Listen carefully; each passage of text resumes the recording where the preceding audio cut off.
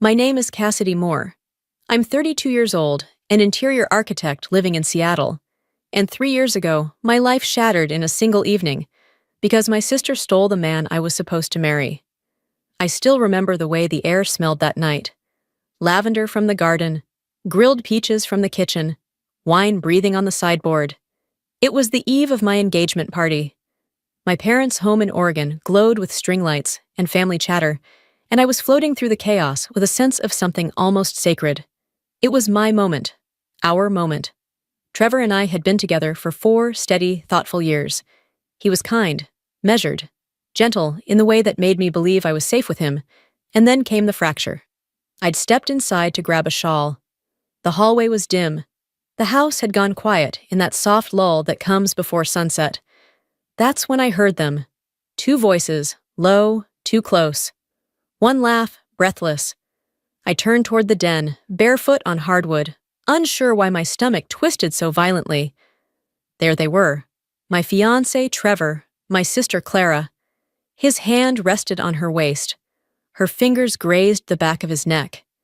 They were whispering something I couldn't hear, but their faces were just inches apart, so familiar, so charged, that it sucked the breath out of me. They didn't notice me at first. I just stood there, frozen, watching them lean into each other like I hadn't existed. Like I hadn't been the one building a life with him. Like I hadn't trusted them both. When they finally saw me, neither said a word. The room was still. No yelling, no apology. Just silence, and the sound of something inside me collapsing. That was the night everything changed.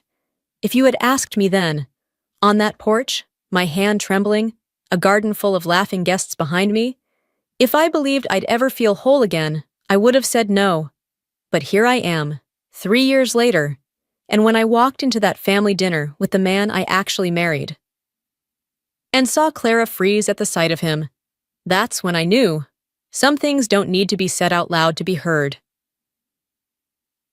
A week before the engagement party, life felt almost cinematic. I had flown down from Seattle to my parents' house in Eugene, Oregon, the home I grew up in, the creaky front porch, the ivy curling along the gutters, the sound of my mother humming as she cooked, wrapped around me like an old quilt. It wasn't perfect, but it was familiar, warm. Clara was already there, of course. She always managed to arrive early, uninvited or not, and insert herself into the middle of things.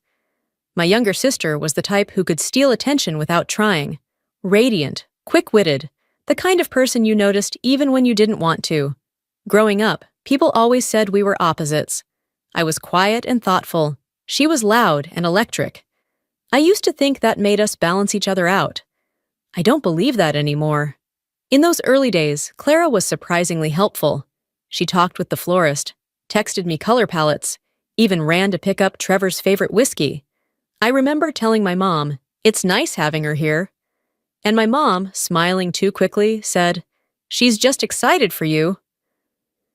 At the time, I wanted to believe that. There were moments, though, subtle, strange ones. The way Clara's hand lingered on Trevor's arm when she laughed. The inside jokes I wasn't part of.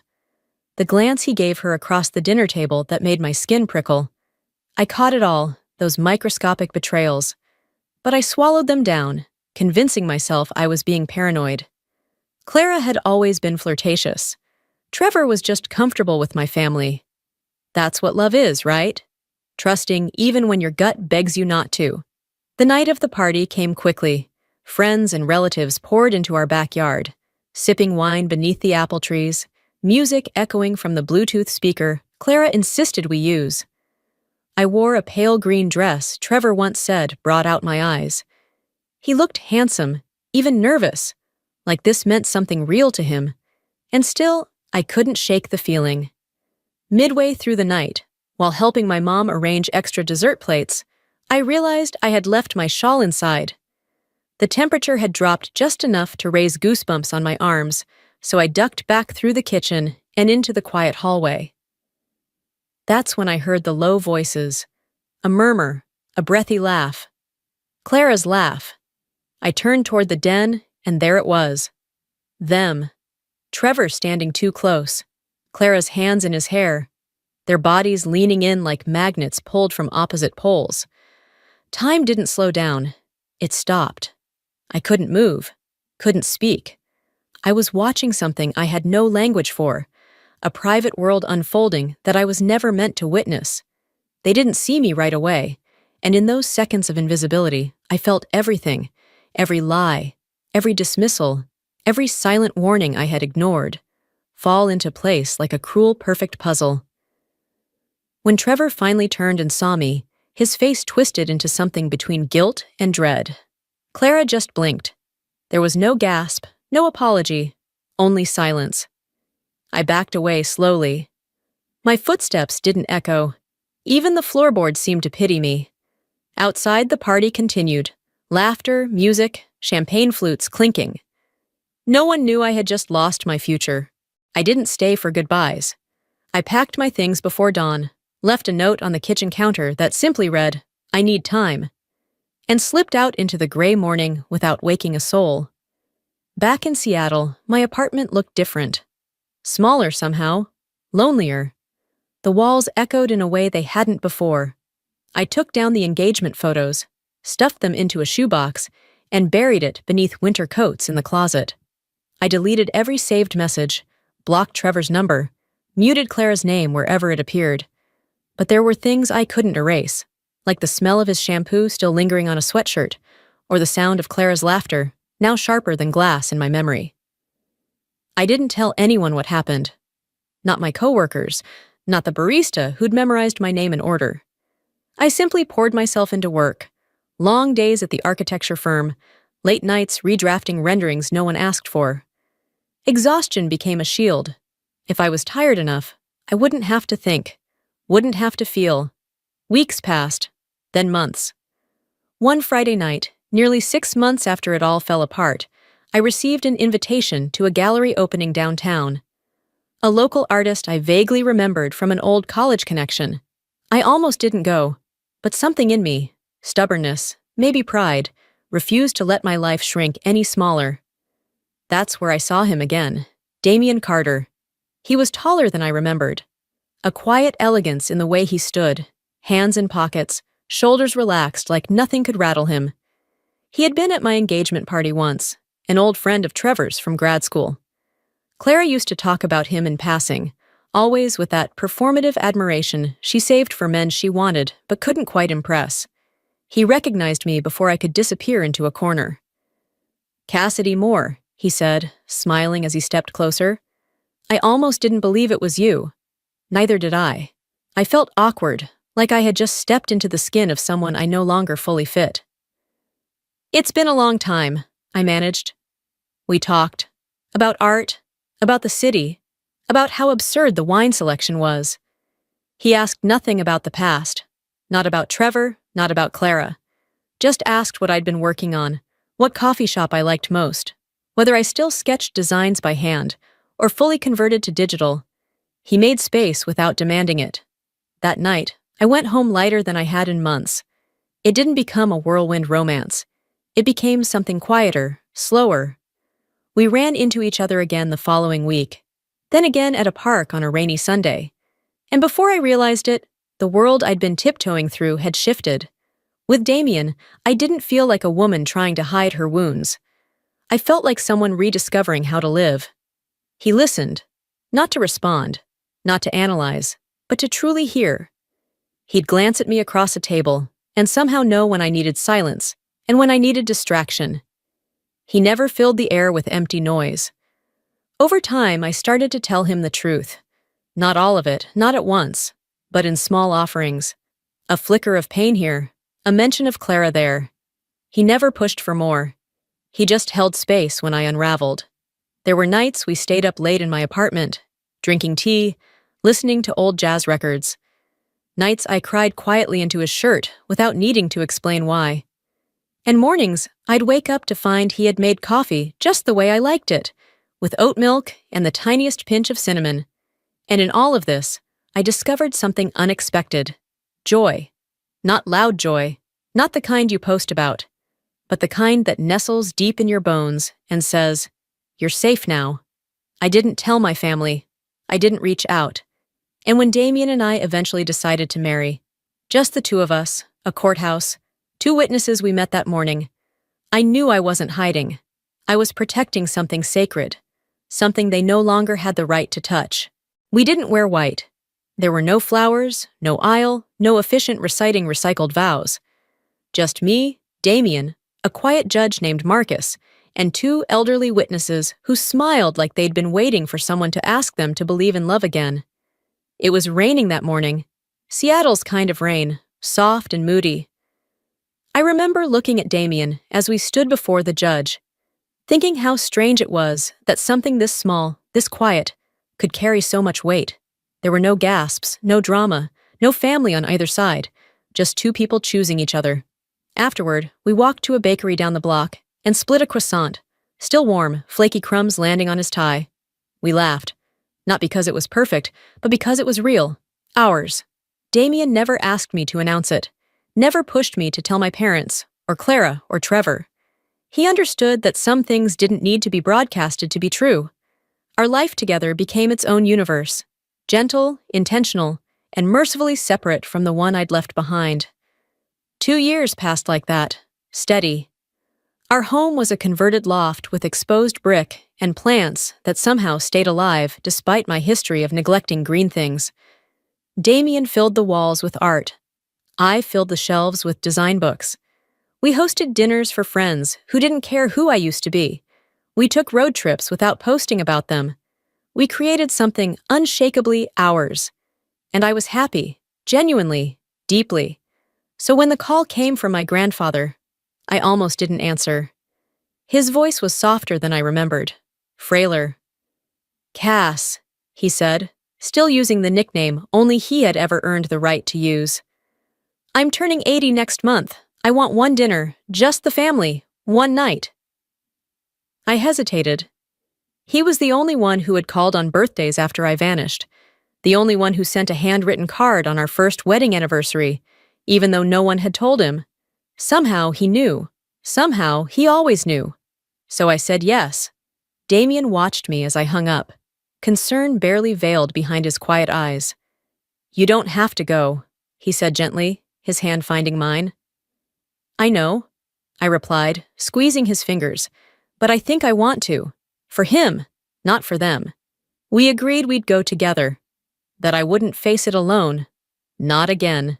The drive down to Eugene felt longer than usual. The farther south we went, the heavier the air felt. Memories clung to familiar exits and highway signs.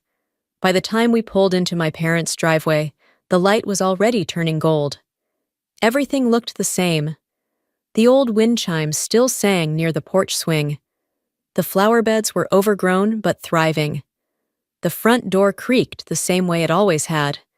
And for a moment, I was 29 again, bruised, breathless, trying to find air after watching my life come apart inside these very walls.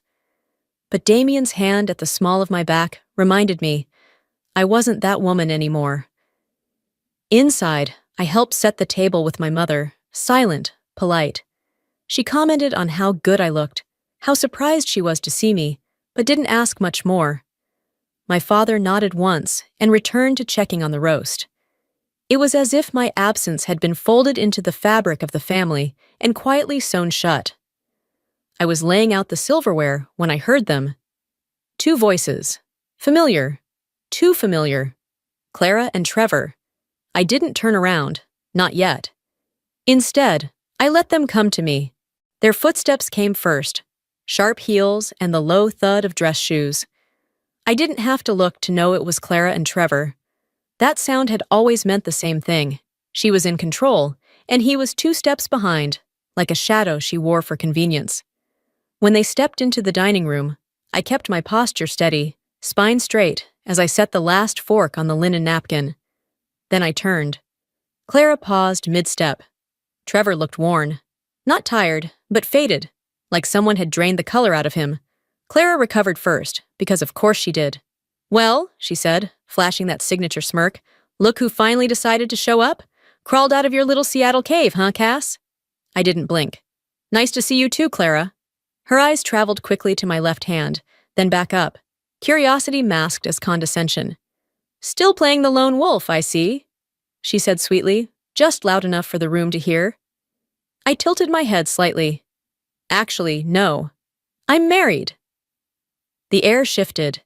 Even the sound of silverware being placed on the table stopped. My mother looked up from arranging salad bowls. My father paused by the wine decanter. Clara's expression faltered, just for a second, but it was enough. Trevor's brow furrowed.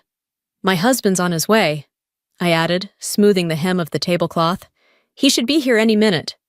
As if on cue, the front door creaked open. Footsteps, a coat being set on the rack, and then he entered. Damien. He wore a tailored navy coat, dark trousers, and that quiet authority that didn't require announcement. His eyes found mine immediately, warm and unwavering. He smiled, small, just for me, and crossed the room like he belonged in it. Sorry I'm late, he murmured, kissing my temple as his arm circled my waist. Traffic was a mess. I looked over his shoulder, in time to catch Clara's mouth slightly open. Trevor, meanwhile, had gone absolutely still. We took our seats. Damien sat beside me, his hand resting lightly against mine on the table. The dinner began like any other, salad first, then roasted chicken with rosemary, and rolls that my grandfather insisted came from the same bakery since 1982. My mother asked Damien polite questions. His work, his family, where we lived now. My father mostly nodded, chiming in when the conversation dipped. But Clara said nothing. She didn't eat much either, pushed food around on her plate like a child stalling bedtime. Trevor barely looked up. The tension wasn't loud. It simmered, in the way Clara's shoulders never quite relaxed, in the way she kept glancing between me and Damien, as though trying to locate a crack. There wasn't one. After the main course, my grandfather stood with his wine glass lifted, his voice a little trembled but full of grace. To family, he said. To forgiveness, if we're brave enough, and to the hope that even old roots can bloom again. We raised our glasses. I met his eyes. He winked. Then Clara stood. Tapped her spoon against her glass, that performative little cling-cling she always did when the attention shifted from her for too long. I'd like to say a few words, she announced, about my dear sister Cassidy. My stomach nodded, but I didn't look away. It's quite something, really, she began, her voice syrupy, disappearing for years, and then showing up with a husband no one's ever met. Bold, I'll give you that. I said nothing. Neither did Damien. Some of us believe in transparency, Clara continued, but I suppose others prefer to live in secrecy. Her gaze narrowed, challenging. Then Trevor's chair scraped against the floor.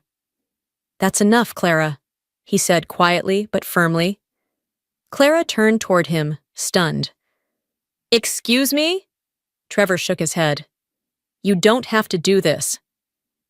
Do what? She snapped. Call out the fact that she showed up out of nowhere acting like... I said enough. His voice cut through her sentence like glass. They stared at each other. Whatever had once been between them wasn't there now, only weight and regret. Clara scoffed, grabbed her wineglass, and stormed out the patio doors into the garden. Trevor followed, his expression hollow. They didn't come back, and I took a sip of wine and let myself breathe. The night ended quietly. Damien helped my grandfather back to his armchair while I gathered plates from the table. My mother gave me a long, unreadable look before offering a half-hearted hug. My father muttered something about the weather. No one mentioned Clara again. As we stepped outside, the air had turned crisp, laced with the scent of garden soil and leftover lemon pie. The porch light cast a soft glow across the driveway. Damien slipped his hand into mine. You okay? He asked. I looked up at the house, so familiar, so distant now. Then at him. I am, I said. For the first time in a long time. I really am. We walked back to the car in silence. The kind of silence that doesn't ache but heals. I thought about everything I'd lost, and everything I'd gained. Clara and Trevor were part of my past, but they didn't own my future. I wasn't there to make them feel small. I was there to remind myself how far I'd come. And as Damien started the engine, his fingers brushing mine once more, I knew this wasn't revenge. This was freedom.